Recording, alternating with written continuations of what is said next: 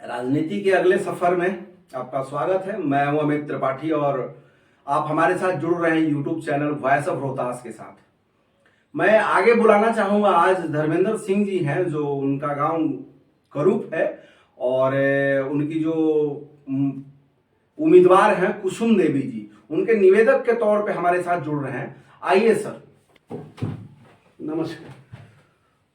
Dharmendra sir, आप पहले मुखिया भी चाहूंगा कि आपको मुखिया से ही संबोधन करूं। मुखिया जी, आपका समय निकालने के लिए हम और हमारे साथ चैनल के साथ जुड़ने के लिए बहुत बहुत धन्यवाद। आप एक थोड़ा सा परिचय से जनता को, नगर पंचायत काराकाट के जनता को थोड़ा अवगत कराइए। मेरा नाम धर्मेंद्र सिंह हुआ। मेरा ग्राम पोस्ट करूप, थाना काराकाट, जिला रोहतास है। और पूर्व में 2001 में मैं मुखिया बना था और इसके जस्ट बाद वाले 2 कंटिन्यू पंचायत समिति बने थे। जी, काफी अनुभव है मुखिया जी आपके पास। आप 10 साल समिति रहे और 5 मुखिया रहे। तो मैं चाहूंगा कि आप नगर का भ्रमण किए होंगे, तो उस घूमने के दौरान आपने क्या देखा और उसके विकास के लिए आप क्या सोच रहे हैं, उसकी सुधार के लिए आप क्या करेंगे? इसके सुधार के लिए जितना संभव क्षमता विवेक है उसका सदुपयोग करेंगे सही दिशा में। जो भी विकृतियां हमारे समाज के अंदर है, कोई नफरत का बीज बोने का काम करता है वोट के लिए, जो जात पात का कोई लड़ाई लड़ाकर वोट लेने का काम करता है, लेकिन मैं ऐसा नहीं करूंगा। मैं सभी जातियों को प्रेम सूत्र में पिरोने का काम करूंगा और हंसता खेलता खिलता हुआ समाज बनाने की ओर अपना यथासंभव शक्ति और बुद्धि का उपयोग करेंगे। जी, चलते हैं अगली क्वेश्चन की ओर। अगर है, चूंकि बहुत बड़ा हो गया है नगर, और इसका नाम रखने के बारे में आप क्या कहना चाह रहे हैं? क्योंकि इसका नाम तो होना चाहिए था काराकाट के जगह पर गोड़ारी होना चाहिए था, इसलिए कि मेन बाजार गोड़ारी है और काराकाट तो इस सीमा क्षेत्र से भी बाहर है, तो ये भी उचित प्रतीत नहीं होता है। अब जिस परिवेश में मजबूरी में किया गया है, लेकिन मैं प्रयास करूंगा कि इसका नाम गोड़ारी होना चाहिए, चूंकि कार्यालय गोड़ारी है, मेन बाजार गोड़ारी है। और चूंकि नगर पंचायत काराकाट जो नाम पड़ा हुआ है, तो पहले तो इस पर मेरा सोच है या मेरा संघर्ष है कि ये नगर न भी होते हुए भी इसको नगर पंचायत में किसी राजनीतिक षड्यंत्र की तरह इसको बनाया गया है। क्योंकि ये साफ साफ हम लोग भौतिक तौर पर ही देख लेते हैं कि तिलौथू बाजार 4 गुना बड़ा है और कोढ़ी गोला 3 गुना बड़ा है, राजपुर बाजार भी 3 गुना बड़ा है, नटवार बाजार भी 2 गुना बड़ा है, संझौली बाजार गोड़ारी से बड़ा ही है और मलियाबाग बाजार भी गोड़ारी से कम नहीं है। ये सभी घना शहरों को नगर पंचायत नहीं बनाया गया, तो किसी राजनीतिक षड्यंत्र के तरह गोड़ारी को नाम काराकाट से नगर पंचायत बनाया गया है। इसमें षड्यंत्र हुआ है। इसको हटाने के लिए प्रयत्न हमलारा करना सर्वश्रेष्ठ मेरा कर्म बनता है और इस दिशा में मैं निश्चित काम करूंगा कि लोगों को जो टैक्स देने का जो अभी प्रक्रिया कर दिया गया है, अभी टैक्स देने के काबिल ये गांव नहीं है, जिसमें नादे बादे चील्हा जहाँ 1 कप चाय भी नहीं मिलता है, फिर भी उसको नगर कहा गया। और जहाँ उतना बड़ा बड़ा बाजार जिसको मैंने उपरोक्त नाम लिया है, वहाँ सैकड़ों दुकानें हैं, फिर भी उसको नगर पंचायत का दर्जा नहीं किया गया है। इसलिए इस लड़ाई को आगे में ले जाने का वचनबद्ध हूँ कि अगर हमारे साथ अन्याय हुआ है, इन इलाके के सभी गांवों के साथ अन्याय हुआ है और मेरे पास इसका जीता जागता 4 प्रमाण है कि गलत हुआ है और सरकार के पास कोई इसका आंकड़ा नहीं है, कोई कागजात नहीं है, बिना कागज पत्र के, बिना सरकारी आंकड़ा के, बिना प्रूफ के यह नगर पंचायत का गठन किया गया है। इसलिए इसमें हम जनता को टैक्स बचाने के लिए, चूंकि इसमें बिजली बिल दुगना हो जाता है, घर बनाने पर नक्शा पास कराने के लिए भी बहुत पेपर बेलना पड़ता है और इस तरह से जनता का होल्डिंग टैक्स, जमीन का पुरानी पड़ती जमीन का भी टैक्स, यहाँ तक कि अंततः एक दिन वो दिन आने वाला होगा कि जो किसान सम्मान निधि का पैसा भी मिल रहा है वो भी पैसा मिलना बंद हो जाएगा। और इस तरह की सारी परेशानियों से, जिस तरीके से कोई व्यक्ति अगर अंधा है और उसका नाम नयन सुख रख दिया जाए तो नयन का सुख ले नहीं सकता है। और उसी तरीके से कोई आदमी अगर कुरूप है और उसका नाम सुंदर सिंह रख देने से वो सुंदर हो नहीं सकता है। ठीक उसी तरह से अगर यह देहाती क्षेत्र है और नाम शहरी रख दिया जाए, नगर पंचायत रख दिया जाए, तो नगर पंचायत का सुख मिल नहीं सकता है। ये गवर्नमेंट की सिर्फ टैक्स तसीलने का एक जरिया बनाया गया है, या राजनीतिक मजबूर में आकर इसको नगर पंचायत बनाया गया है। एक चीज और जोड़ना चाहेंगे मुखिया जी, आप जैसे स्वास्थ्य को लेकर आए दिन हर किसी को समस्या कुछ ना कुछ होते रहता है। आप हमारे गांव से भी दूरी पे हैं, अगर पब्लिक ट्रांसपोर्ट से यूज किया जाए तो 20 से 25 मिनट लगने वाला जगह है।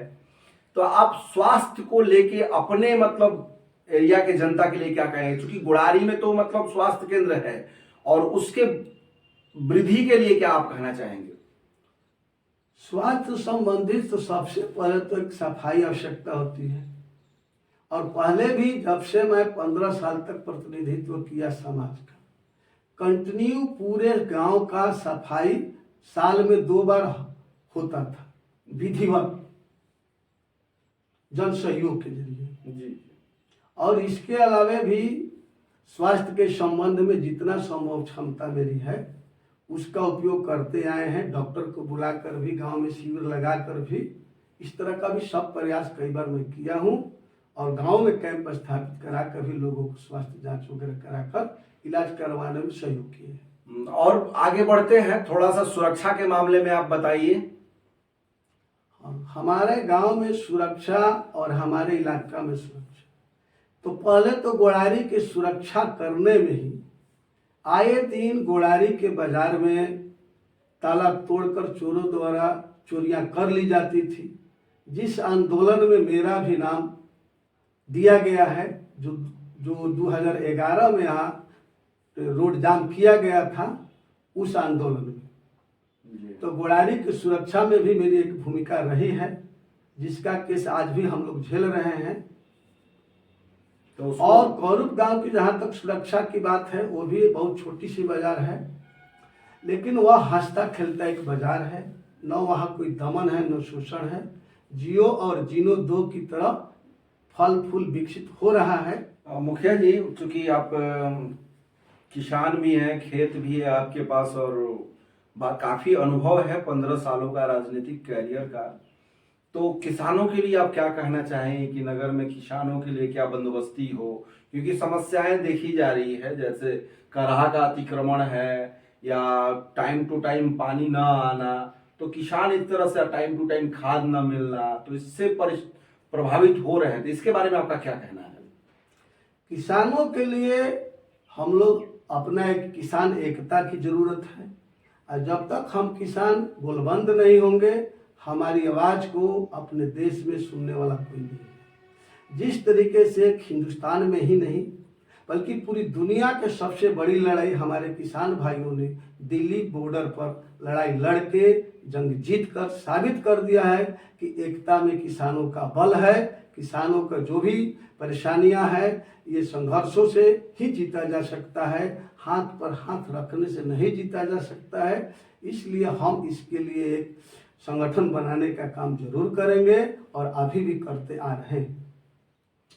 बहुत बहुत धन्यवाद मुखिया जी। मैं आगे और एक चीज ऐड करना चाहूंगा कि आपके अपने अनुभव से जीतने के बाद अगर नगर पंचायत की जनता आपको चुन लेती है, तो जीत के बाद का क्या आपका एक मैनिफेस्टो बना रखे हैं, उसके बारे में थोड़ा जिक्र करिए। जीतने के बाद पहला तो मेरा मिशन होगा कि कम से कम इस रोहतास जिले के जितने भी नगर पंचायत हैं, उसमें नंबर 1 पर यह नगर पंचायत काराकाट गोड़ारी होगा। यह नमूना पेश करने की मेरी लालसा है। मैं चुनाव लड़ भी नहीं रहा था, कोई सोच समझ नहीं था, लेकिन कुछ गांव के लोग, कुछ अगल बगल गांवों के लोग भी हमारे दरवाजे पर गए, घर पर गए और वो लोग मुझे प्रोत्साहित किए कि धर्मेंद्र जी आप चुनाव लड़िए, आपके जरिए हम लोगों को बहुत ज़्यादा उम्मीद है, आप एक कर्मठ, ईमानदार और सुयोग्य प्रत्याशी हैं। आपके पिछले कार्यों से हम लोग प्रभावित हैं, इसलिए आप लोगों से आपसे प्रार्थना करते हैं कि आप चुनाव लड़िए, हम लोग आपके साथ देंगे। और इसी क्रम में हमने कहा कि पूरे 7 गांवों को कुछ लोगों को बुलाया जाना चाहिए तब। तो लोगों ने कुछ लोगों को बुलाया, जो नाथ ग्राम में बैठक हुआ और वहाँ सर्वसम्मति से लोग कहे, 7 गांव के जो भी प्रतिनिधिगण आए थे कि धर्मेंद्र सिंह आप चुनाव लड़िए, अपनी पत्नी को चुनाव लड़ाइए, हम लोग आपका साथ देंगे। इसलिए मैं स्वतंत्र अकेला मन से यह चुनाव नहीं लड़ रहा हूँ, बल्कि जनता के मांग पर मैं चुनाव लड़ रहा हूँ। और इस चुनाव में मैं यह वादा करता हूँ कि मैं एक भी वोट किसी का खरीदूंगा नहीं, अपने कर्म से, अपने प्रेम बांटकर, प्रेम देकर प्रेम लेने का प्रयास करूंगा। और जो भी उम्मीदवार अगर पैसा बांटते हैं, राजनीति की दुकान चलाते हैं, हम समझते हैं कि हमारी जनता को उन लोगों से सावधान रहना चाहिए जो पैसे से आपके वोट को खरीदेंगे, प्रभावित करेंगे, लुभाएंगे। तय बात है कि कल जनता के साथ वे लोग क्या करेंगे। इस विषय पर मेरी प्रार्थना होगी, मेरा अपील है सभी भाइयों से, बंधुओं से, माताओं से, बहनों से कि आप एक ईमानदार कर्मठ उम्मीदवार को, एक टेस्टेड उम्मीदवार को, जिसको जांचे परखे हो वैसे उम्मीदवार को अच्छा समाज बनाने का एक मौका दीजिए, ताकि पहले से भी एक अच्छा समाज बनाते हुए इस नगर पंचायत काराकाट गोड़ारी को आगे बढ़ाया जाए, जो एक रिश्वत मुक्त समाज का निर्माण करने में। मुखिया जी, सारी बात तो आप बताए, जनता भी सहमत होगी और आपको जरूर बहुमूल्य वोट से आपको विजयी बनाने का कार्य करेगी। लेकिन इसमें एक चीज और ऐड करना चाहूंगा कि शिक्षा को लेके आपका क्या कहना है? मैं सबसे ज्यादा शिक्षा पर ही ध्यान देने के लिए गुजारिश, अनुरोध, अपील करता हूं कि यहाँ की अगर मुझे मौका सेवा का मिलता है तो सबसे बेहतर ध्यान शिक्षा पर ही मेरा जाएगा, क्योंकि मनुष्य का संस्कार शिक्षा से ही होता है और शिक्षा है तो सब कुछ है, शिक्षा नहीं है तो कुछ भी नहीं है। इसलिए आज तक भी मैं प्रयत्न रहा हूँ कि शिक्षा सबसे बढ़िया चीज़ है सबके लिए। ये खरीदा नहीं जा सकता है, न बेचा जा सकता है, न चुराया जा सकता है। और अगर हमारे पास अच्छी शिक्षा हो जाती है तो मैं कहीं भी अपना जीवन यापन करने के लिए आज़ाद हो जाते हैं। और शिक्षा एक ऐसा है कि हम लोग अगर शिक्षित हो जाते हैं तो कोई हमको अगर ठगना चाहता है, बहकाना चाहता है, वोट खरीदना चाहता है, चुनाव के प्रकार का प्रलोभन, कोई तौलिया बांटता है, कोई गमछी बांटता है, कोई शराब बांटता है, कोई मीट बांटता है, कोई रुपया बांटता है, और इस तरीके से समाज को बरगला कर वो वोट लेकर फिर गलत कार्यों में लिप्त हो जाता है। वह प्रतिनिधि आपका प्रतिनिधि रह नहीं जाता है। अगर हम शिक्षित हो जाते हैं तो उसकी हर दाव, हर चाल को समझ जाएंगे और उसका काट निकालेंगे। इसलिए मैं शिक्षा को सर्वोपरि स्थान देते हैं। शिक्षा है तो सब कुछ है, और शिक्षा से हम लोग सभी कुछ हासिल कर सकते हैं। मान सम्मान प्रतिष्ठा के साथ जीने भर साधन भी उपस्थित करने में आसानी हो जाती है। इसलिए शिक्षा सबसे बड़ी सर्वोत्तम नीति होनी चाहिए और सबके लिए। आज हमारे आज़ादी का लगभग 75 साल बीत चुका, लेकिन हमारी सरकार भी बार बार कानून में है सबको शिक्षा एक समान, लेकिन यह अधिकार देने के लिए तैयार नहीं हो रही है। इसका कारण यही है कि शिक्षित अगर समाज के सभी लोग हो जाते हैं तो दमन शोषण चक्र जो इन पूंजीपति वर्गों का गरीबों पर चलता है, इसमें कमी आने लगेगा। गरीब आदमी भी अपना इज्जत, प्रतिष्ठा, शान, शौकत और हक की मांग करने लगेगा, और इसी हालात से वो अमीर लोग चाहते हैं कि अपना सुख हम गरीबों के तक नहीं पहुंचने दें। हमें अशिक्षित रहने के लिए सैकड़ों तरह के हिंदुस्तान में, बिहार में, हर जिलों में स्कूलों की व्यवस्था की गई है। यहाँ तक कि अब तो यूनिवर्सिटी भी प्राइवेटाइजेशन कर दिया गया। पहले ये सब गवर्नमेंट का हुआ करता था, और प्राइवेट करने का मतलब होता है कि उसकी फीस 4 गुना 5 गुना सरकारी विद्यालयों से, सरकारी यूनिवर्सिटियों से, सारा सरकारी MBBS डिग्री देने वालों के अनुपात में 4 गुना 5 गुना अधिक फीस दिया जाता है। जिनका लड़का कमजोर भी होता है तो पैसे के बल पर, डोनेशन के बल पर एडमिशन लेकर इस जनता को सही डॉक्टर नहीं दे पाते हैं। और डॉक्टर तो ब्रिलियंट होना चाहिए जो सही शिक्षा ले, पैसे के बल पर डिग्री खरीदा हुआ कभी भी अच्छा इलाज भी नहीं कर सकते हैं। इसलिए मेरा एक आग्रह होगा कि संविधान को भी लागू करने के लिए हम लोग बार बार प्रयास भी किए हैं, लेकिन उतनी क्षमता में हम लोग नहीं है कि इसको लागू करा सके। इसलिए इस दिशा में हम सबको सहयोग दें और संघर्ष में भरोसा करें और संघर्ष पर सबको शिक्षा एक समान की नीति बनवाने में हम लोग अग्रतर आगे बढ़ने का प्रयास करेंगे ताकि सबको शिक्षा एक तरह की। एक तरफ जो सरकारी स्कूल है, तो जिस तरीके से ये कहावत कहा जाता है कि मूर्खों को 2 रुपया देना चाहिए लेकिन अकल नहीं देना चाहिए, ऐसा कहकर लोग ऐसा प्रयास भी कर रहे हैं। अपने बच्चों को जो सरकारी टीचर हैं वो भी सरकारी अपने स्कूल में नहीं पढ़ाने ले जाते हैं, बल्कि वो प्राइवेट में भेजते हैं। क्यों भेजते हैं? इसलिए कि सरकारी स्कूलों में पढ़ाई उसके अनुपात में कमजोर होता है। उलट और नौकरी का जब चांस आता है तो वही व्यक्ति कहते हैं कि हम प्राइवेट नौकरी छोड़कर सरकारी नौकरी में जाते हैं। ये ऐसा उल्टा क्यों हो जाता है? इसलिए होता है अब सरकारी में मनमौजी काम करेंगे, आप पैसा कई गुना अधिक लेंगे। तो उनकी दिमाग तो समाज बनाने की दिशा में नहीं हुई। समाज बनाने के लिए सबको शिक्षा एक समान की नीति सरकार को बनानी चाहिए और तब हंसता खेलता एक समाज बनेगा। अब पढ़ने वाला हर व्यक्ति को समान अवसर मिलेगा और तब वो शिक्षा पाकर देश रोशन करेगा, समाज रोशन करेगा, विकास करेगा, गांव भी बढ़ेगा, परिवार भी बढ़ेगा। इसीलिए हम शिक्षा को सबसे ज्यादा बल देने का प्रयास करेंगे और करते रहें। अपना चुनाव चिन्ह? मेरा चुनाव चिन्ह नौल छाप है, जो क्रमांक 3 पर प्रिंट दिखाई देगा। और मैं अपील करता हूँ, आग्रह करता हूँ सच्चे समाज सेवियों से, सच्चे देशभक्तों से, सच्चे समाज प्रेमियों से कि इस पंचायत को मिलजुल कर सुंदर से सुंदर तेजी से आगे बढ़ाएं। हम आप लोगों के सहयोग से एक हमें मौका दीजिए कि पहले से भी मैं अच्छा से अच्छा और कर्म कर सकूं सभी जनता के लिए। बहुत बहुत धन्यवाद मुखिया जी, आपने अपना बहुमूल्य समय निकाला और जनता को प्रभावित करने वाले स्पीचेस दिए। मैं चाहूंगा अपना और अपनों का खूब ख्याल रखिए। धन्यवाद। लाइक, कमेंट, सब्सक्राइब करते रहिए।